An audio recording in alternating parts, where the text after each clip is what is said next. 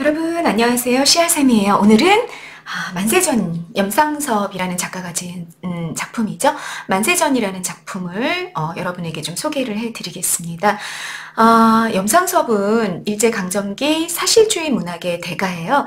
사실주의라는 거는 당대의 현실을 마치 거울에 비친 것처럼 작품 속에 잘 보여주고 있는 특징을 가진 소설들을 우리가 묶어서 사실주의라고 얘기하는데 이 사실주의적 성격을 가지고 있는 그런 작품, 아주 대표적인 작품이 만세전이라고 볼 수 있습니다. 일제강점화 작품이라고 말씀드렸고요. 염상섭이라는 작가가 지었고 염상섭은 사실주의 문학의 대가다라는 말씀까지 드렸습니다. 자, 만세전이면요. 선생님 작품 제목을 좀 썼었는데 여기 편집할 때 없어졌어요. 만세전이라는 작품의 제목의 의미가 뭔지 먼저 좀 짚고 넘어갈 필요가 있어요. 여러분 만세운동이라고 들어보셨죠? 여러분 역사 시간에 배웠을 거예요.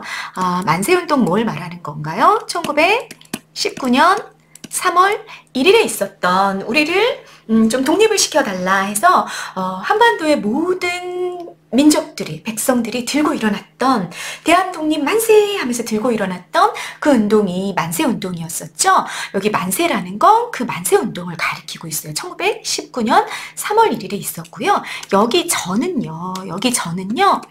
앞 전자예요. 그러니까 1919년 3월 1일, 3일 만세운동이 일어나기 전에 있었던 일이다라는 이야기가 되는 거죠. 무슨 말인지 이해되셨죠? 그러니까 여기 저는 뭐 위인전 할 때 이제 인물의 일대기, 위대한 인물의 일대기, 태어나서 죽을 때까지 이걸 다루는 작품이라는 뜻이 아니고 만세운동이 일어나기 전의 이야기야 라는 얘기가 됩니다. 그래서 여러분 시간적 배경 선생님 적어놓은 거 보시죠? 1918년 겨울이 되는 거예요. 3.1운동 직전이었던 거죠. 그럼 3.1운동 직전에 일제가 강점하고 있는 조선의 현실이 어땠을까? 조선의 현실이 얼마나 비참했으면 전 한반도의 전 백성들이 들고 일어났을까? 이런 것들을 우리가 이 염상섭의 만세전이라는 작품을 통해서 굉장히 잘 보고 갈 수 있게 된다라는 얘기가 되겠습니다. 작품의 의미 이해하셨죠? 네, 갈래는요 중편 소설이에요. 장편보다는 조금 짧아요. 그렇지만 단편은 아니기 때문에 좀 길이가 있는 그런 소설이라고 볼 수 있겠죠. 네, 여로형 소설이라고 되어 있죠, 여러분. 여로형이라는 거, 여로라는 건 길이라는 뜻이죠. 여로형 소설들이 우리 문학 작품 속에 좀 있는데요. 뭐 영화로도 만들어져 있고요. 그런 작품들 보면은 이야기들이 길에서 시작이 되고 길에서 끝나요. 그런 이야기들 우리가 뭐라고 얘기하냐? 여로형 소설이다 라고 이야기한다 그러고요. 그리고 여러분 이 여로형 소설들은요 거의 대부분 성장을 다루는 이야기들이 굉장히 많아요. 길을 가면서 다양한 사람들을 만나기도 하고 여러 가지 사건들을 다루면서 겪으면서 인간이 의식의 성장을 이루는 이야기들이 굉장히 많아요. 그래서 이 작품도 이 나라는 인물의 의식의 성장을 다루게 될 거다라는 걸 여러형 소설이구나 라는 걸 통해서 짐작하고 갈 수가 있습니다. 여러분 아까 이야기했죠? 사실주의 소설이다. 우리 영어로는 리얼리즘이라고 이야기하는데 당대 현실을 너무 거울에 비친 것처럼 잘 보여주고 있는, 그래서 우리가 2019년 살고 있잖아요. 그런데 이 작품을 읽으면 1919년 3.1운동 전에 조선의 현실이 어땠는지를 우리가 마치 거울을 들여다보듯이 너무나 잘 볼 수 있게 해주는 그런 작품이다 라는 거 알고 가시면 되겠습니다. 자, 시점 여러분, 시점은 항상 중요하죠. 1인칭 주인공 시점입니다. 1인칭 시점이라는 거는 여러분 작품 속의 서술자 누가 나올 거다, 나라는 서술자가 나올 거라는 얘기고요. 주인공 시점이라는 건 나가 겪은 일을 이야기할 거다라는 얘기가 됩니다. 구체적으로는요, 이 나라는 인물이 동경에서 유학을 하고 있었던 유학생이었어요. 그런데 이따가 다시 볼 테지만 아무튼 동경에서 다시 경성으로 서울로 가죠.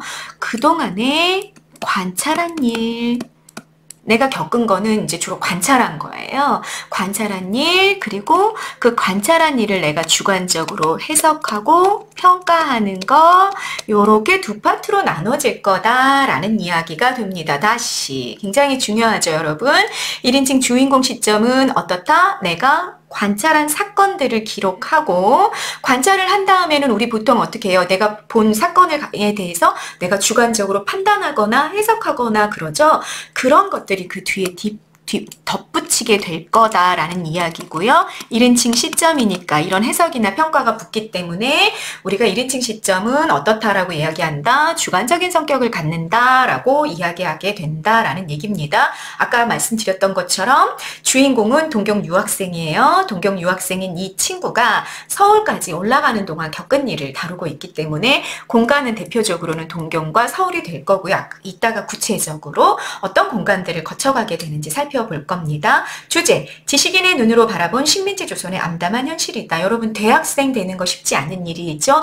일제강점기라면 더군다나 그랬을 텐데요. 그 식민지하 지식인이 주인공인 거죠. 그리고 그 지식인의 눈으로 바라본 식민지 조선의 암담한 현실을 그리고 있는 작품이 만세전이다라는 핵심 정리였습니다. 자, 조금 대충의 내용에 대해서 중요한 내용에 대해서 다시 한번 정리해보고 가요.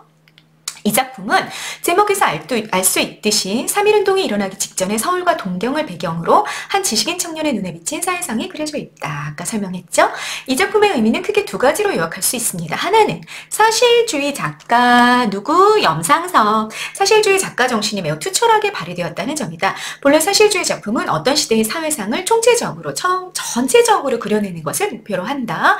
이 소설에는 동경을 거쳐 자 부산 대전, 서울에 이르는 과정에서 주인공이 보고 듣고 겪는 사회의 실상이 실제의 모습이 제시됨으로써 당대 조선 사회의 전체적인 실상을 드러내고 있다라는 얘기입니다. 어느 일부분만 그리고 있는 게 아니라 이 사람이 이렇게 이동을 하니까 한반도 전체를 보여주게 되는 거죠. 그래서 조선의 그때 실제의 모습이 어땠는지를 너무나 이렇게 전체적으로 조각한다고 우리 얘기하는데 그렇게 해주는 작품이 만세전이다라는 이야기가 되겠습니다. 그 다음 보시죠. 둘째는 주인공 이인화, 나의 이름이에요. 의식구조를 통해 당시의 민족적 현실을 바라보는 지식인들의 나약하고 무기력한 의식구조를 나타냈다는 것이다.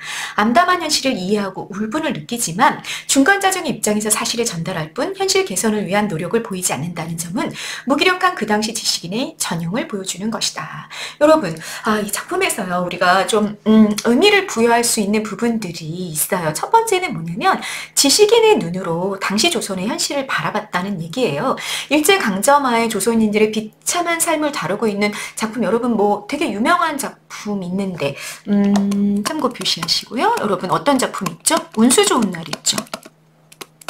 여러분 이거 되게 유명한 작품이라 잘 알고 있죠. 운수 좋은 날이라는 작품을 보면은 김첨지가 나오는데 이 김첨지가 인력거꾼이잖아요. 인력거꾼인데 이 인력거꾼이 되게 반어적인 제목이죠. 그 아내가 결국은 설렁탕 한 그릇이 그렇게 먹고 싶어 했는데 설렁탕을 마침 사갖고 온 날 아내가 죽잖아요. 그래서 너 내가 정말 뼈 빠지게 이래서 설렁탕을 사왔는데 왜 먹지를 못하니? 그러면서 아내의 시체를 붙잡고 막 울부짖는 그렇게 이 장면이 마지막 장면이 끝나요. 여러분 운수 좋은 날을 보면 이 인력거꾼인 김첨지가 도대체 내가 왜 이렇게 비참한 삶을 살아가고 있는지를 인식을 하나요? 못하나요? 네, 인식을 못해요. 내가 이 비참한 삶을 살아가는 이유가 사실은 일제강점하기 때문에 내가 식민지의 백성이기 때문에 이렇게 비참한 삶을 살아가고 있어 라는 것을 전혀 깨닫지 못하거든요. 그런데 주님 여기 보세요. 만세전 같은 경우는요. 이 이인화라는 주인공이 지식인인 거예요. 그렇기 때문에 생각할 줄 아는 거지. 그래서 도대체 이 비참한 사실의 원인이 뭐지? 이유가 뭔지? 이런 것들을 굉장히 비판적이고 냉철하게 깨달을 수 있는 존재인 거예요. 그래서 당대 조선의 비참한 현실이 뭐고 이것이 사실은 일제강점이라는 어떤 일본 제국주의라는 것이 뒤에 이렇게 거대한 힘으로 이게 도사리고 있기 때문이다라는 사실을 굉장히 잘 보여줄 수 있어요. 그래서 만세전이 중요한 작품이 된 거죠.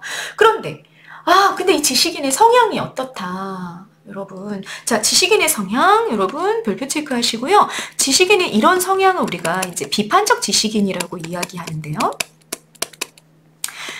이인화는요, 비판적인 지식인인 거죠. 아까 얘기했던 것처럼 사회 현실을 굉장히 냉철하고 비판적으로 바라볼 수 있는 안목을 갖춘 지식인인 거예요. 그런데 선생님 여기 적어놓은 거 보시죠. 암담한 현실을 이해하고 울분을 느끼지만 어떻다? 현실 개선을 위한 노력은 보이지 않는다는 점에서 굉장히 무기력한 모습을 보인다. 여러분 우리가 지식인의 유형을 좀 나눈다면요. 비판적인 지식인이랑 실천적인 지식인을 좀 나눠볼 수 있어요. 근데 우리나라 너무 안타깝게도 우리나라에 이제 창작된 지식인 소설류들을 보면 나중에 여러분 해방기를 전후해서 해방 직후에 작품들 보면 이제 최인훈의 작품이 지식인 소설로서 되게 유명하거든요. 광장이라든지 회색인이라든지 이런 작품들이 있는데 거기 나오는 주인공들도 좀 마찬가지예요. 좀 실천하는 데까지, 행동하는 데까지 나아가지를 잘 못해요. 이런 지식인들이 맨날 딱 의자에 앉아가지고 막 비판하는 거죠. 아, 이게 문제고, 우리 사회는 이게 문제고, 굉장히 잘 짚어내. 그런데, 그래서 내가 어떻게 해야 되겠어? 내가 지식인이니까 어떻게, 이제 문제점을 알았으면 그걸 해결하기 위해서 애를 써야 될 거 아니에요. 그런데 안타깝게도 그렇게까지 하지 못하는 거죠. 그래서 최인훈의 광장 해방 직후를 다루고 있는 그 작품 같은 경우도 이명준이라는 이 주인공이 중립국으로 도망가잖아요. 그리고 뭐 회색인 요번에 이제 2019년 EBS 수능 완성에 나온 작품인데 그 작품 같은 경우도 이제 독고준이라는 주인공이 나오는데 그 주인공 같은 경우도 이렇게 행동하지는 못하는, 대안을 제시하지 못하고 행동하지 못하는 그런 모습들을 보여주죠.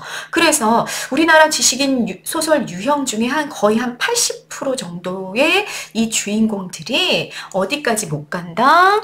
실천적인 지식인으로까지 나아가지는 못하고 비판적인 지식인에 머문다. 그리고 이인화 또한 그런 모습을 보여주고 대단히 무기력하게 비판만 하고 나중에는 동경으로 도망가 버리는 그렇게 끝난다라는 것을 여러분들이 기억해 놓고 가시면 되겠습니다. 이인화는 비판적 지식인이다. 별표 5개 하시고요. 실전적인 행동으로는 나아가지 못했다라는 거 기억하고 가십니다.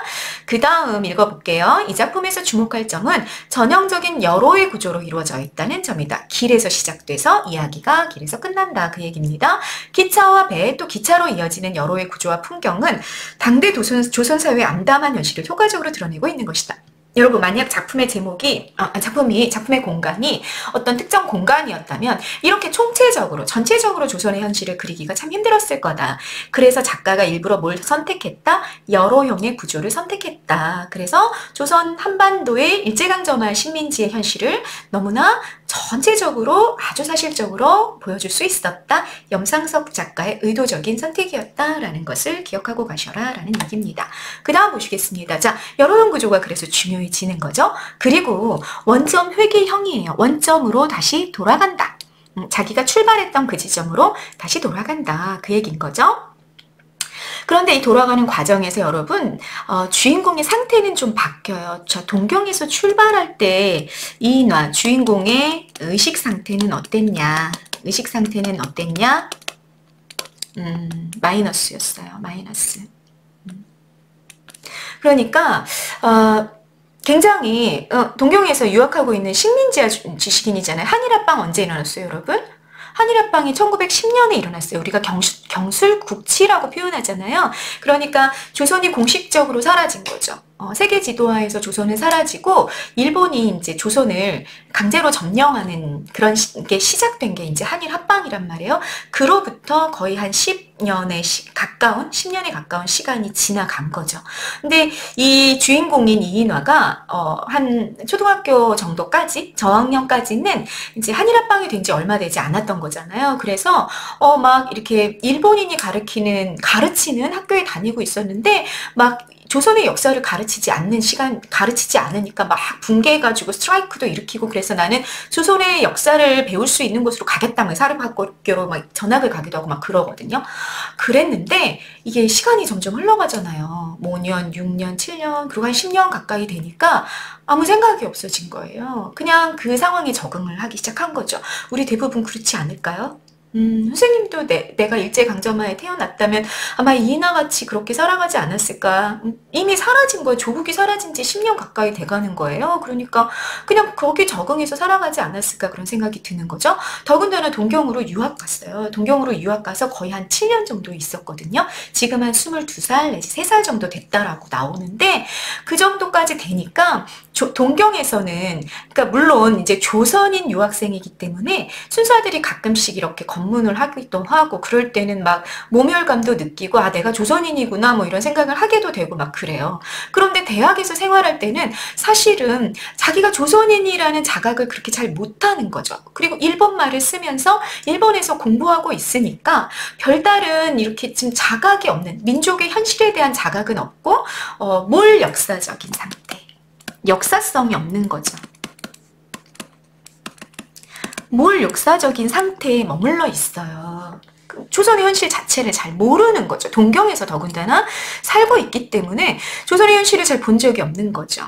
그런 상태에 살고 있었던 주인공이었단 말이에요. 그런데 이제 어쨌거나 뭐 좀 이따가 설명하겠지만 이제 서울로 가게 되는 거죠. 그래서 학원은 이제 지금 식으로 얘기하면 시모노세키 발음 참 이상하다 그죠? 시모노세키에서 배를 타고 옛날에 비행기가 없으니까 배를 타고 어디로 가야 되냐면 배를 타고 부산까지 가야 되는 거예요. 학원에서 학원에서 이제 부산까지 가야 되는 거죠. 그리고 여러분 선생님이 지금 본문으로 가지고 온 거는 천재정 교과서인데 그 교과서를 보면 이제 요 부분이 나오는 거야. 학원에서 시모노세키에서 부산으로 배를 타고 가는데 여기에서 어디를 들어가냐면 목욕탕을 들어가는 거예요. 목욕탕을 들어갔는데 목욕탕에서 이제 봐요. 목욕탕에서 어떤 시골자 우리가 이제 시골자라고도 얘기하고 촌뜨기라고도 나와요. 그리고 시골자의 동행인 듯한 사람이 한 사람이 있었고요. 그 다음에 걸자. 걸자는 그자. 그의 낮춤말이에요. 낮춤말. 이렇게 있었고 그 다음에 내가 있었어요. 목욕탕 안에 욕탕 안에 이렇게 4명이 들어가 있었던 거예요. 4명이 이렇게 들어가 있었는데 이게 요점만 좀 간단하게 얘기하자면 걸자가 시골자랑 그 동행한테 이렇게 몰래 마치 비밀을 알려주는 것처럼 얘기해주는 내용이 뭐였냐? 자, 이 3사람은 여러분 일본인들. 자, 큰 사건이 이제 이렇게 시작이 되는 거죠. 일본인들이었는데 조선으로 가면 돈을 굉장히 많이 벌 수 있다고 얘기하는 거예요. 그러니까 시골자가 그렇게 돈이 많이 벌 수 있는 방법이 있어요? 그게 뭐예요? 막 이렇게 물어보는 거죠. 그랬더니 걸자가 설명을 해주는데 뭐냐면 말하자면 인신매매 같은 걸 하는 거죠. 조선의 농촌으로 들어가는 거예요. 농촌으로 들어가는데 특히 어느 지역이 되게 좋냐? 경상남북도 지역이 굉장히 좋다. 왜? 이유가 뭐냐? 거기는 내지인들이 많이 들어갔어요. 이미 내지인이 무슨 말이에요? 여러분 일본 사람들 식민지하에서 본토를 말하는 거거든요.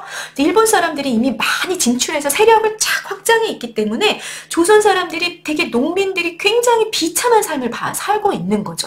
그렇기 때문에 꼬시기가 너무 좋다 이 얘기예요. 그래서 거기 가가지고 야 너 일본에 내가 취직시켜줄게. 일본의 공장이나 광산에서 노동자들을 찾고 있어. 그런데 너네들이 근데 뭐라고 표현하냐면 막 그 조선인들을 이제 요 일본인들이 요 골자가 조선인들을 요보라고 표현해요. 요보는 조선인을 일본인들이 낮춰서 부르는 말이에요.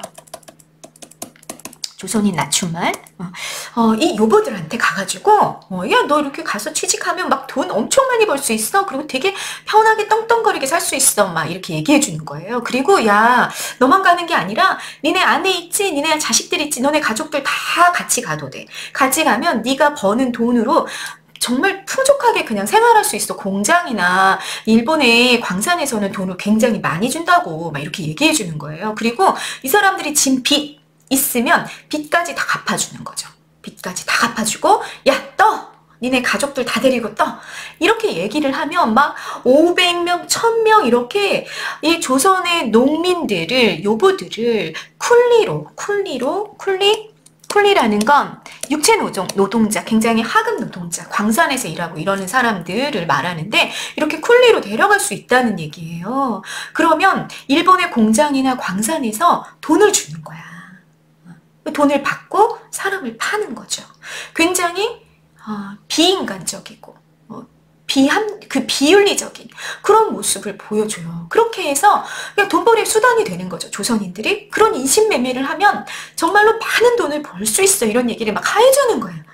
이 시골자들한테 그런 얘기를 해주는 걸 누가 듣는 거야. 내가 뭐 하는 거야? 관찰하는 거야, 관찰. 내가 그걸 몰래 엿듣는 거죠. 그러면서 엄청난 충격을 받아요. 처음 안 거예요. 처음.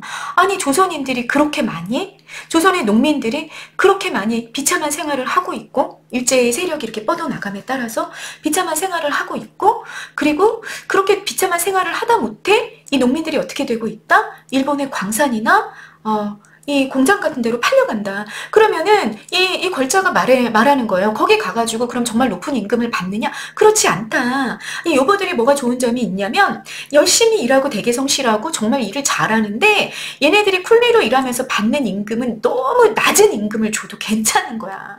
왜 괜찮아? 전차가 있으니까. 전차는 무슨 말이냐면 얘네들이, 이 사람들이 일본으로 이동할 때 뭐 했다고요? 빚을 갚아줬잖아요. 빚을 갚아줬단 말이에요. 빚을 갚아줬어. 그렇기 때문에 이전에 빚을 이미 진 거야. 얘네들이, 이 사람들이, 농민들이 조선에서 이미 빚을 졌어요. 너 나중에 돈 벌면 갚아 하고 빚을 갚아준 거예요. 그리고 이제 자기한테 빚을 진 거죠. 걸자한테. 그렇게 전차가 있기 때문에 이전에 빚인 거죠. 이전 빚이 있었기 때문에 일본에서 이제 가혹한 노동에 시달리죠. 가혹한 노동력 착취가 일어나는데 그래도 나 조선으로 돌아가고 싶어 이렇게 얘기할 수가 있어요? 없어요. 빚을 다 갚아준 것 때문에 이미 빚을 지고 있는 거죠. 그래서 그 빚을 갚을 길이 없는 거예요. 그래서 여기에 강제로 억류가 되는 거죠. 그렇게 삶을 살아가게 된다라는 얘기를 누가 계속 들어요? 내가 계속 듣는 거예요. 관찰하고, 그리고 내가 충격을 받아요. 충격을 받으면서 뭐가 일어나냐면 반성적 성찰이 이제 일어나기 시작하는 거예요. 자기는 한 번도 생각해 본 적이 없고 본 적도 없는 거죠. 자기가 예전에는 어렸을 때는 자기 어머니 아버지가 사시는 시골에 가가지고 살기도 했었고 또 1년에 한두 번 그 시골에 놀러 가기도 하고 그랬었는데 소작인들이 그렇게 삶을 살고 있었는지는 정말 몰랐고 그리고 자기가 이 사람이 지금 W대학 문과생이거든요. 그러니까 맨날 막 시도 짓고 산문도 짓고 이랬는데 막 산문시를 지었을 땐 막 흙에 가서 살라 한다. 흙에 정말 이 향기로운 이 방순한 향기를 맡아가며 흙에서 살라 한다. 농사를 지으면서 살라 한다. 뭐 이런 식의 막 산문시를 지었는데 알고 봤더니 네, 흙에서 사는 삶은 흙의 노예가 돼서 사는 삶이었던 거예요. 정말 그러니까 자기가 지은 산문시는 진짜 인생의 그 진실, 삶의 본질을 알지 못한 배부른 자의 관념에 불과했다. 관념이라는 건 뭐예요? 머릿속에만 존재하는 생각이잖아요. 그러니까 자기가 알고 있던 농촌이라는 건 그냥 관념이었다는 것. 내가 머릿속에서 만들어낸 것에 불과했던 거고 실제 농촌의 모습은 정말 너무너무 비참했구나라는 것을 어디서 아는 거예요? 어디서? 시모노세키에서 부산으로 가는 배 안 목욕탕에서 그걸 알게 되는 거예요. 그러면서 충격을 받고 내가 얼마나 관념적인 삶을 살아왔는지에 대해서 비판적이고 반성적인 성찰을 하는 것. 자신의 삶에 대한 회의 여러분 의심이잖아. 내가 지금까지 너무 잘못 살아왔구나. 내가 앞으로 살아가겠다라고 작정한 삶도 사실은 잘못되어 있는 게 아닐까? 뭐 이런 고민을 하게 된다라는 얘기죠. 그래서 목욕탕 장면이 여러분 굉장히 이 사람의 의식을 팍 각성시키는 그런 핵심적인 장면이 된다라는 얘기입니다. 이해되셨죠? 여러분 제가 여기를 좀 지울게요. 지워야 되겠죠? 여기를 좀 지우고요. 어떻게 해야 좀 잘 지워질까? 자, 요게 이제 배 안에서의 첫 번째 체험이에요. 목욕탕에서 누가 있었다? 이제 4명의 사람이 있었다는 거죠. 욕탕 안에. 욕탕 안에 이제 4명의 사람이 있었고, 요 4명의 사람들을 통해서 이제 3명의 이야기, 일본인들의 이야기를 통해서 내가 조선의 현실을 깨닫고 충격받는 거. 그게 조금만 더 얘기를 좀 들으려고 했었는데, 그런데 이제, 이 욕객들이, 목욕을 하라는 손님들이란 뜻이죠. 객은 나그네 객자잖아요. 목욕을 하라는 손님들이 이제 막 우르르 막 몰려오는 거예요. 그러니까 이게 지금 사실은 인신매매니까 이게 뭐 되게 비윤리적인, 반윤리적인 그런 일들이잖아요. 그러니까 이 사람이 더 이상 이제 크게 얘기를 못 하는 거지. 그래서 내가 이렇게 엿듣다가 이야기를 못 들어요. 그리고 이제 몸을 훔치고 나오죠. 목욕탕에서. 왜 안 지워지는 걸까? 자, 선생님이 본문을 텍스트 파일로는 카페에 올려놓을 거예요. 올려놓을 건데 본문을 너무 자세하게 보기에는 시간이 부족해서 본문 내용을 여기다가 설명을 해줄 거고 본문은 그냥 본문의 세부적인 내용을 보려면 선생님 텍스트 파일 CR학당 CR국어 카페 네이버 카페에 있는 거 아시죠? 학원에 오는 친구들은 선생님 학원에서 나눠줄 거고요. 그렇게 가서 보시고요. 공부하시면 되겠습니다. 네. 이 정도까지만 지울까요? 잘 안 지워진다. 네, 됐습니다. 자, 보시죠. 다시. 그리고 두 번째 체험이에요. 이렇게 충격을 땅 받고 이제 몸을 훔치고 있는데, 이제 몸을 닦고 있는데, 어떤 사람이 이렇게 딱 들어오는 거예요. 들어와가지고, 일본말로 이인화 씨가 여기 있냐고 찾는 거죠. 그래서 나다. 무슨 일이냐. 그랬더니, 다짜고짜 나가자는 거예요. 막 일본어로 이제 얘기를 주고받는 거죠. 왜 나가자고 그러는 거냐? 뭐 와봐라. 뭐 이런 얘기들을 좀 실갱이를 한단 말이에요. 근데 그거를 일본어로 계속 하는데 딱 봐도 그 일본 말이 조선 말인 거야. 그리고 이인화라는 이름. 이 사람은 7년 동안 일본 대학에서 있었기 때문에 되게 유창하게 일본어를 구사하는 거야. 나는. 그렇지만 이게 이인화 씨 계세요? 이렇게 물어봤잖아요. 그러니까 나의 이름이랑 그 다음에 이 사람의 일본말, 나를 찾았던 이 사람의 일본말이 되게 어수룩한 걸 통해서 여기 일본인 이제 이 손님들이 되게 많이 있었는데 이 일본인 손님들이 얘네 둘이 조선 사람이구나 이런 거를 알죠. 아는 거죠. 그런데 조선인들이 둘이 그 일본인들 앞에서 일본말로 막 대화를 나누는 그런 되게 희극적인 장면이 하나가 나오고요.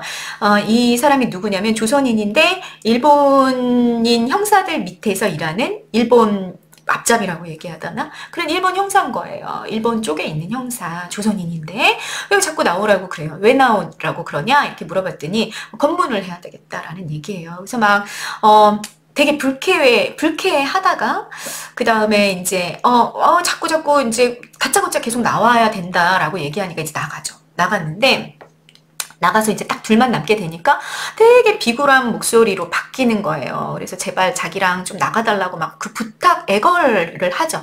애걸을 하니까 내가, 또 이번에는, 이 사람 참 불쌍하구나. 얼마나 좀 절박했으면 이렇게 막 얘기를 할까. 이렇게 불쌍한 생각도 좀 하고, 그리고 나서도, 계속, 나 이제 배가 출발할 때가 거의 다 돼가는데, 너 어떡하라고 그러냐. 자꾸 왜 바깥으로 나가자 그러냐. 근데 검문할 거 있으면 여기서 해라. 그랬더니, 아니라고, 안 된다고 저쪽 바깥에 나가서 해야 된다고 자꾸 이렇게 얘기하는 거예요. 그래서 이 사람이 나가 막 생각을 하는 거야. 나가 이렇게 생각을 하다가 이제 결단을 하고 이렇게 자꾸 실갱이 하다 보면 이제 배가 떠나는 시간이 더 가까워지고 그러면 이제 문제가 되겠구나 싶어가지고 이제 나가죠. 그래서 여러분 배에서 잔교 이렇게 배가 있고 여기 이렇게 부두가 있으면 여기 연결하는 이 다리죠. 여기로 이렇게 나가요. 그래서 바깥으로 가게 되는 겁니다. 바깥으로 가가지고 갔더니 이제 인버네스라고 이제 망토 옷을 입은 사람인 거죠. 옛날에 여러분 탐정 같은 사람들 보면 입고 있는 옷 있잖아요. 그런 옷을 입고 있는 이미 이인화가 배에 타기 전에 이미 이인화를 한번 검문했고 신문했던 그런 일본인 형사가 기다리고 있는 거예요. 양복 입은 형사 한 명이랑 또 다시 4명이 돼버렸네.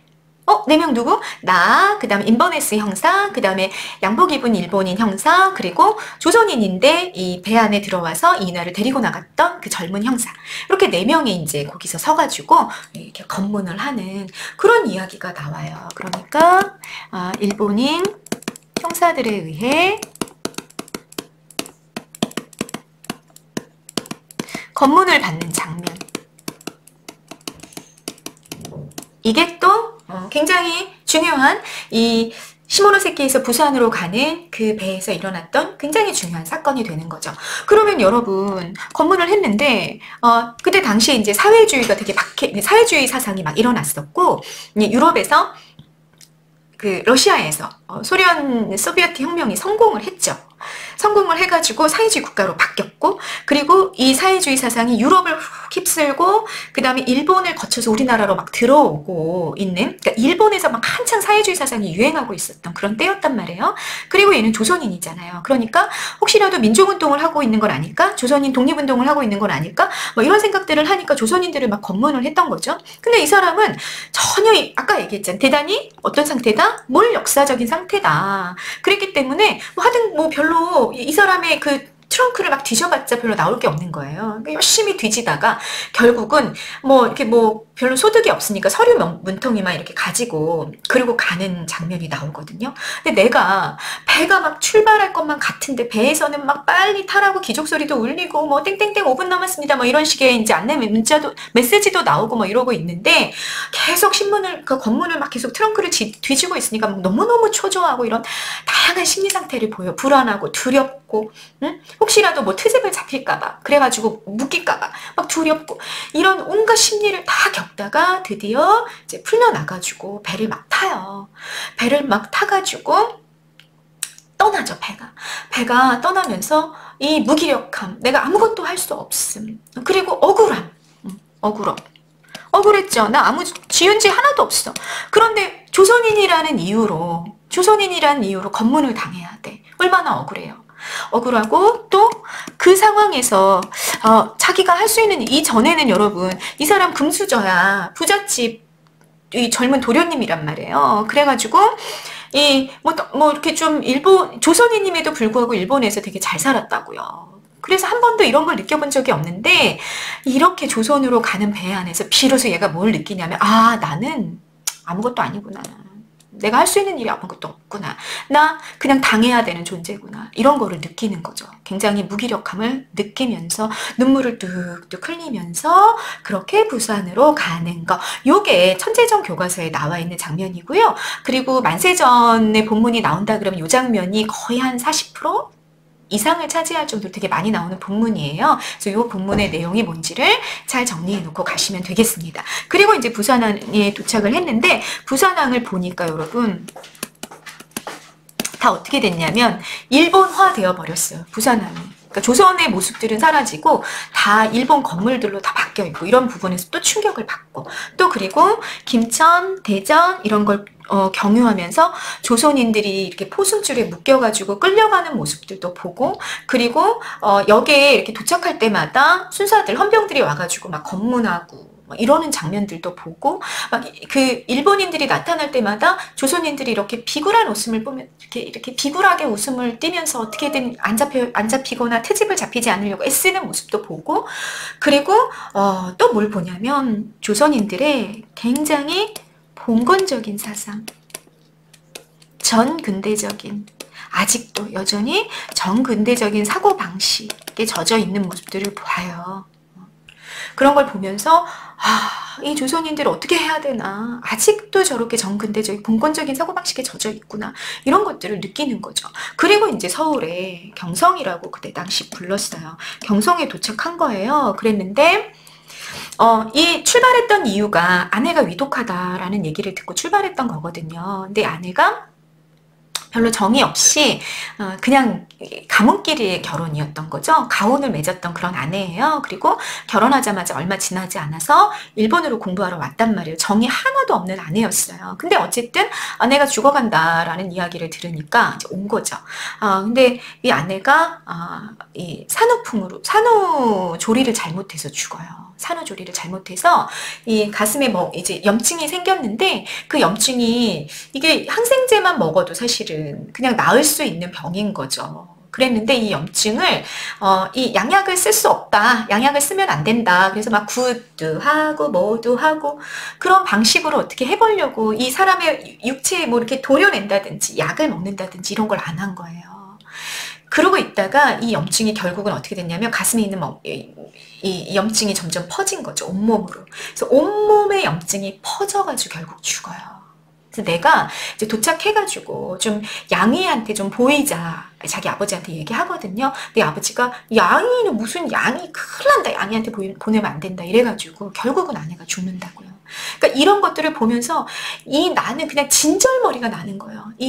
막 계속 축첩을 하지를 않나, 막 공동묘지에 대해서 반대하고 이러는 것 때문에 막 서로 싸움질하고 있질 않나, 이런 조선의 현실, 막 아부하고 일본인들한테 어떻게든지 잘 보이려고 비굴하게 웃고 있고, 이런 현실만 계속 본 거죠. 그런 현실을 보면서 야, 여기는 무덤이야, 구덕이야, 그런 생각을 하면서 동경으로 다시 출발하는 그런 과정을 거쳐요. 그런데 여기까지 이르렀을 때 여러분, 주인공의 의식 상태는 어떻게 됐다?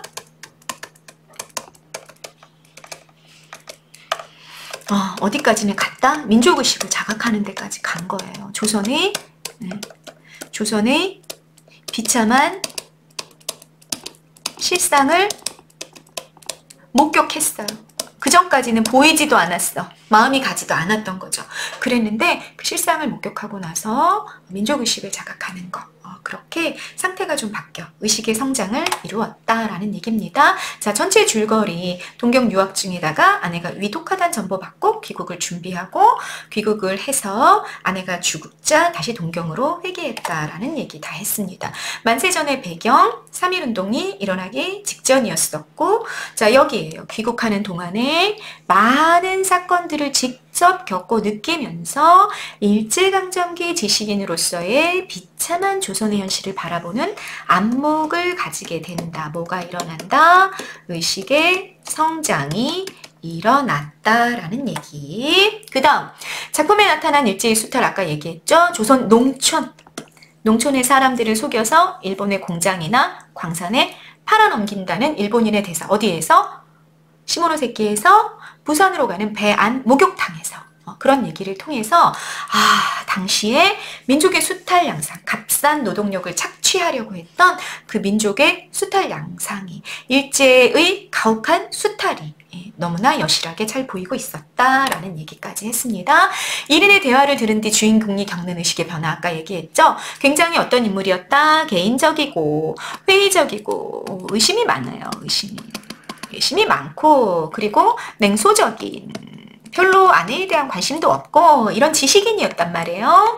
마이너스의 상태에 있던 지식인이 일본으로 건너간 뒤에 반항심조차 지니지 않았던 마이너스의 인물이 배 안에서, 어디에서? 학원에서 부산으로 가는 배 안에 목욕탕 안에서 비참한 조선의 현실, 뭐였죠? 농민들이 팔려나가는, 인신매매를 당하는 현실을 들으면서 뭐했다? 민족의 현실을 각성하고 자신을 비판하게 되는 내용들이 나온다라는 얘기고요.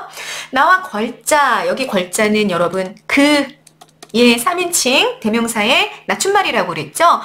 야기하는 희극적인 상황이 있었다. 뭐였다? 목욕 마치고 나왔을 때 걸자도 조선인, 나도 조선인인데 일본인들 앞에서 일본어를 막 사용하는, 그래서 그거를 뭐라고 표현하냐면 비유어로 자기네들이 마치 앵무새 같았다. 앵무새는 사람은 아닌데 사람 말을 흉내내고 있잖아요. 근데 일본인들 앞에서 일본인들이 쟤네들 뭐야, 쟤네들 조선인인데 일본어로 서로 대화를 나누고 있네. 어머너머 웃기다. 이런 시선으로 쳐다보는 걸 본인이 느끼거든요. 그래서 마치 제가 앵무새 같았다. 사람이 아닌데 사람 말을 흉내내는 것처럼, 일본인이 아닌데 일본 말을 흉내내고 있는 그런 앵무새처럼 자기를 느끼는, 그리고 자기를 굉장히 뭐라고 할까, 자조적으로 자기를 조롱하는 그런 식으로 앵무새라고 비유하는 장면이 나와요. 그게 굉장히 희극적인 장면이다라는 얘기고요. 자, 아까 얘기했던 거 계속 반복이에요. 의식의 성장 일어났죠. 그렇지만 한 게 뭐였다? 저항의지 보이지 않는다. 그러니까 여러분, 행동하는 또는 실천하는 지식인은 아니었다. 저항의지로까지 나가지 않는다라는 한계가 있다라는 얘기고요. 자, 여러분, 소설에서는 항상 뭐가 중요해요? 나의 성격이나 심리 같은 게 대단히 중요하잖아요. 인물의 성격이나 심리가. 그래서 형사에 대한 태도에서 드러나는, 어떤 형사냐면 나를 찾으러 왔었던 조선인 형사죠. 그 형사에 대한 태도에서 드러나는 내 성격을 보면 자기에게 제발 저랑 같이 가주세요 막 이렇게 애걸하는 형사를 되게 가엽게 여기는 장면이 나와요. 그래서 좀 동정심이 많은 사람이구나 라는 거 알 수 있고요. 두 번째, 자꾸 자꾸 나가자 그러고 나는 싫다.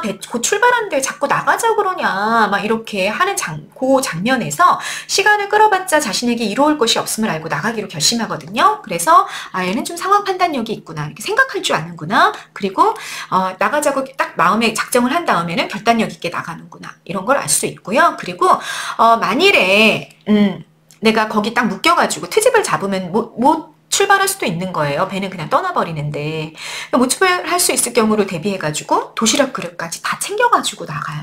그런 모습을 통해서 이 사람 굉장히 조심성도 많고 신중한 성격이구나 라는 것도 알 수가 있습니다. 네, 그 다음 보세요. 양복쟁이가 이 사람은 이제 일본인 형사죠. 네, 이제 이 트렁크를 막 뒤져가지고 의심할 만한 것을 발견하지 못했어요. 그런데 서류를 그냥 뺏어두려고 한단 말이에요. 근데 서류가 뭐 특별한 게 있었냐? 없었어요. 그런데도 뺏었어. 왜 무슨 구실을 찾는 거죠, 그냥. 그 일을 통해서, 자, 우리가 알 수 있는 거는 뭐냐. 일본인들이 아무런 근거 없이 조선인이란 이유로 검문을 했다. 뭐가 의심이 가는 점이 있는 게 아니라 그냥 조선인이면 무조건 검문을 했다. 여러분, 이런 일들이 일어나는 게 이제 전체주의 국가에서 이런 일들이 일어나는 거죠. 이 폭력적인 그런 권력이 하는 일들이 이런 거잖아요. 그냥 아무나 붙잡고 아무나 검문하는 거. 우리 이런 게 이제 1970년대 박정희 정권, 전두환 정권 80년대 초반 이럴 때 일어났던 일이 불신검문이라 그래서 지나가는 주로 젊은 남자들이에요. 이렇게 아무나 붙잡고 그냥 막 가방 뒤지고 막 이러는 거예요. 이렇게 일제강점기에도 너무나 폭력적인 불신검문들이 있었다라는 걸 알려주게 된다라는 얘기입니다. 나가 극단적인 생각을 하게 된 이유라는 얘기는 이제 나가 조선의 현실을 뭐로 느낀 거? 조선의 현실을 무덤이라고 느낀 거, 그리고 조선인들을 구덕이라고, 그 무덤에서 살고 있는 구덕이라고 느끼거든요. 마지막 부분에서. 그거는 왜 그랬냐? 이 식민지 조선인들이 봉건적인 무지함에서 자기 아내도 죽는 장면 봐도 그렇잖아요. 그리고 막 공동묘지 때문에 막 싸우는 장면, 그리고 막 축첩하는 자기 큰형이 막 아내를 여러 명 얻고 이러는 장면들을 보면서 봉건적인 무지함에서 헤어나지 못하는 조선인들을 보면서 굉장히 안타까워하고 분노를 느껴요. 그러면서 진짜 이거는 죽어있는 삶의 생명의 에너지라는 것이 존재하지 않는 죽은 땅이 조선이구나 라는 걸 느끼는 거죠. 그래서 무덤이라고 느끼는 거야. 그래서 무덤과 구덕이다 라는 극단적인 표현을 쓰게 된다라는 얘기입니다. 그 다음, 자, 여기 중요합니다. 별표 5개. 여러분, 이미 선생님의 설명을 통해서 여러분들이 다 느끼실 수 있을 거예요. 이 작품에는요, 현실 고발의 정신과 비판적 성찰의 태도가 작품 전반에 다 배어 있어요. 그런데 독자입니다, 독자. 여러분, 독자는요, 우리가 거리두기를 체험할 수밖에 없게 되는데, 다시 말해, 비판적으로 바라보게 된다, 이 얘기예요. 비판적인 거리감을 갖고 작품에 나오는 내용들을 바라보게 되는데, 첫 번째는 뭐냐면 서술자 나가 이야기해주는 조선의 당대 실제 모습이에요. 일제의 혹독한 탄압과 민족 차별, 또 이에 대한 조선인의 비굴한 태도, 탄압, 이런 거에 대해서 우리가 비판적인 거리두기, 당시 조선의 일제의 탄압이 너무나 가혹했구나, 일제에 대한 비판적 거리감, 그리고 조선인들, 비굴하게 아첨하면서 살아가고 있는 조선인들에 대한 비판적인 어떤 성찰, 이런 것들을 독자가 첫 번째로 하게 된다, 그 얘기입니다. 그거는 서술자 나랑 이렇게 이입이 돼서, 나에게 이입이 되어서 느끼게 되는 비판적 거리감이 되는 거죠. 그런데 두 번째 거리감이 존재하게 되는 거예요. 이러한 실상을 보면 때로는 괴로워하고 때로는 자기 반성을 하는 주인공을 보면서 우리가 또 비판적 거리감을 느끼게 된다라는 얘기입니다. 독자는 이 주인공을 비판적 성찰의 눈으로 바라봄으로써 당대 지식인의 고뇌에 한편으로는 공감하면서도 근데 왜 행동하지 않지? 아니 그렇게 문제가 있으면 정말 신중하기도 하고 조심성도 있고 결단력도 있고 이렇고 지식인이고 생각할 줄도 알고 그러면 네가 행동하면 되잖아. 근데 왜 행동까지는 안 하고 그냥 동경으로 도망가 버리는 거야? 라고. 그러니까 처음에는 조선의 현실을 비판할 때는 나의 이렇게 이입이 되어서 나의 시선으로, 서술자 나의 시선으로 막 비판을 하다가 나중에 작품을 딱 덮고 나서는, 결말을 딱 끝내고 나서는 이 나라는 이 서술자로부터 이렇게 거리를 두는 거죠. 독자가. 그러면서 나를, 나라는 인물의 성장의 한계를 비판적으로 보게 된다. 그래서 두 개의 비판적 거리가 생겨난다라는 얘기가 되겠습니다. 이해되셨죠? 중요한 내용이 되겠습니다. 자, 만세전에 나타난 근대적 자, 이 작품의 주인공은 근대적 지식인이죠. 그래서 봉건적인 어떤 잔재에 허덕이는 조선의 현실을 바라보면서 막 비판하고 그래요. 그런데 여러분, 이 근대적 지식인이 조선의 땅에서 살아갈 수가 없는 거예요. 왜? 조선사회 전체적으로 너무나 봉건적이었기 때문에. 그래서 결국은 동경으로 떠나는 걸로 우리가 이해하고 갈 수도 있겠다라는 얘기예요. 동경으로 왜 떠나냐? 도저히 조선에는 살 수가 없었어. 너무 봉건적인 사회였기 때문에 이 근대적 자아가 발을 붙일 수가 없었어라고 동경으로 탈출한 이유를 우리가 해석해 볼 수도 있겠다라는 얘기입니다. 무덤의 상징적인 의미, 아까 얘기했죠.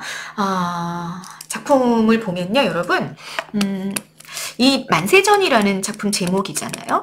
그런데 이 만세전이라는 작품을 제목 전에 묘지라는 작품 제목이 있었어요. 묘지라는 작품 제목. 선생님이 잠시만요. 만들어놨나? 안 만들어놨구나. 그냥 선생님 설명해 줄게요. 묘지라는 작품 제목으로 신문에 연재가 됐었어요. 그런데 이게 몇 번 연재되지 않아서 일제가 검열했잖아. 그 검열에 부딪혀가지고 얘가 삭제가 당해요. 폐간이 됐어요. 그래서 신문이. 근데 왜 그랬냐면 이 묘지가 바로 만세전, 다시 말해 1918년 겨울 정도의 조선의 현실이 무덤이야 묘지야 이렇게 보는 거죠. 무덤이야. 조선 사회의 그 실상이 삶의 생기를 잃어버리고 노예적인 삶을 살고 저항을 못하고 이런 처참한 의식 세계를 무덤이라고 묘지라고 이렇게 본 거란 말이에요. 그랬는데 이게 이제 검열에 부딪히고 출판을 못하게 되니까 나중에 만세전이라는 약간 완화된 제목으로 바뀌어가지고 다시 이제 단행본으로 나오게 되거든요. 근데 왜 그러면 묘지라고 했을 때 왜 검열에 부딪혔느냐? 이 묘지라는 작품의 제목도 대단히 적나라하거니와 내용을 이렇게 일본인들이 본 거지. 봤더니 뭐가 드러나고 있어요. 일제의 가혹한 탄압. 너무 적나라하게 보이고 있는 거죠. 뭐 불신 검문도 계속하고 그 다음에 막 인신매매도 일어나고 뭐 이런 것들이 이제 너무 적나라하게 나오니까 야 안 돼 출판 안 돼 이렇게 돼버렸던 거죠. 그랬던 작품이 바로 만세전이라는 작품이었던 당시에 엄청난 문제 작품이었어요. 그렇기 때문에 우리가 정말 너무나 많은 세월이 흘렀는데도 우리가 고등문학에서 고등국어에서 너무나 중요한 작품으로 1919년 만세운동이 일어나기 전에 조선의 실상이 어땠는지를 굉장히 구체적으로 보여주기 때문에 이 작품을 공부하고 가는 거죠. 뭐 그렇기도 하고요. 그리고 우리가 또 다른 얘기도 좀 해볼 수 있을 것 같아요. 만세전이라는 작품이 다루고 있는 현실을 좀 비판해 본다면 그런데 이런 얘기를 해볼 수도 있는 거죠. 선생님 이런 현실만 있지는 않지 않았나요? 그렇죠. 이육사의 작품, 한용운의 작품 같은 경우를 보면 당시에 치열하게 저항정신을 갖고 정말 일제에 맞부딪혀 자기 목숨을 내놨던 독립운동가들이 있었어요. 이육사 같은 사람들도 엄청난 한학자, 이황선생 후예야. 자그마치. 그러니까 엄청난 집안이거든요. 선비 집안이고 엄청난 지식인이었어요. 이육사도. 막 5살, 6살 때 천자문 떼고 막 이랬던 사람이란 말이에요. 그러니까 이런 지식인들, 저항적인 지식인들이 있었는데 그럼 분명히 이 조선 현실 속에서도 분명히 그런 저항적인 모습들이 있었는데 이인화라는 이 나라는 주인공이 그걸 봤느냐 못 봤느냐 그걸 보지 못했다라는 비판도 사실은 가능해지겠죠. 만세전에 문학사적인 의미를 부여하면서 반면에 이런 문제점이 있었다라는 비판을 우리가 해볼 수도 있겠다라는 얘기입니다. 아시겠죠? 하나만 더 얘기하고 끝낼게요. 자, 여러분. 그리고 요 나의 반성적 성찰. 이런 거 같은 경우는요, 여러분, 모두 우리가 생각해 볼 수 있겠냐? 윤동주의 쉽게 쓰여진 시. 뭐 이런 것들이랑도 연결해 볼 수 있겠죠. 그래서 이렇게 윤동주 쉽게 쓰여진 시 같은 경우도 이 조선이라는 그 식민지 현실 속에서 무기력하게 살아가야 하는 자신에 대한 반성적 성찰이 일어나잖아요. 그래서 이런 것들이랑 좀 연결해서도 볼 수 있는 작품이 되겠다라는 이야기입니다. 네, 됐나요? 네, 만세전이라는 작품 선생님이 본문은 텍스트 파일 올려놨으니까 그걸로 구체적으로 보시고요.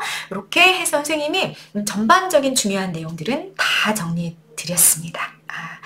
이해가 되셨으면 암기하셔야 됩니다. 암기하시고 여러분 주관식 테스트 한번 치러보시고 정리 잘 하시고 중요한 작품이에요. 만세전은. 그래서 중요한 작품 잘 여러분 머릿속에 담아놓고 가시길 바라겠습니다. 네, 오늘은 여기까지 찍죠. 네, 감사합니다.